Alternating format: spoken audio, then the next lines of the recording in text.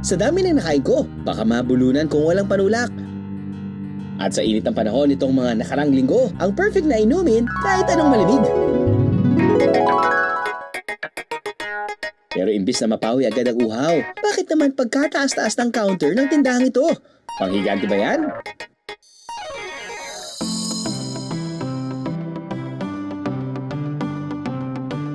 Kaya naman pala, drive-thru pala ito pero hindi ng mga sasakyan, kundi ng mga kabayo.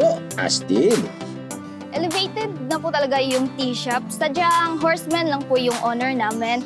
Kaya after po ng trail ride kasama yung iba't ibang horsemen is convenient na po sa kanila na dumaan rito into a drive-thru style para po umorder ng refreshment tea. Ang probinsya ng Bukidnon, tinaguri ang home of the finest cowboys. Karaniwan pa rin kasi hanggang ngayon ang paggamit ng kabayo dito. Hindi na sa pang-araw-araw na gawain sa bukirin, pati na rin bilang paraan ng transportasyon.